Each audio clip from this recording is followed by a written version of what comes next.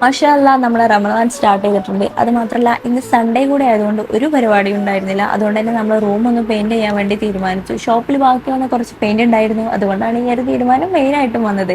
എനിക്ക് പൊതുവേ റൂം മൊത്തത്തിൽ വൈറ്റ് കളറായിട്ട് കാണാനാണ് ഇഷ്ടം. അതുകൊണ്ട് തന്നെ പെയിന്റ് ചെയ്യാനുള്ള ഒരു തീരുമാനം ഇതുവരെ ഉണ്ടായിരുന്നില്ല. അങ്ങനെ നമ്മളെ ആവേശകരമായ പെയിന്റിങ്ങിനൊടുവിൽ ഞാൻ ആകെ ടയേർഡായി ഗൈസ്. ഇത്രയും കഴിവുണ്ടായിരുന്നെന്ന് ഞാൻ അറിഞ്ഞില്ല. വേറെ ഒരു പണിയില്ലെങ്കിലും പെയിന്റ് അടിച്ചിട്ടെങ്കിലും ജീവിക്കാം. മതി. അങ്ങനെ ഏകദേശം നമ്മളെ പരിപാടികളൊക്കെ ഇവിടെ കഴിഞ്ഞിട്ടുണ്ടായിരുന്നു. തൽക്കാലത്തേക്ക് നമ്മൾ നിർത്തിവെച്ചു. ഇനി പരിപാടികൾ കിച്ചണിലാണ്. ആദ്യം തന്നെ നമ്മൾ പത്തിരി റെഡിയാക്കി. പിന്നെ തേങ്ങ നന്നായിട്ട് വറുത്തരച്ച് ചിക്കൻ വെക്കാനായിരുന്നു നമ്മുടെ പ്ലാന്.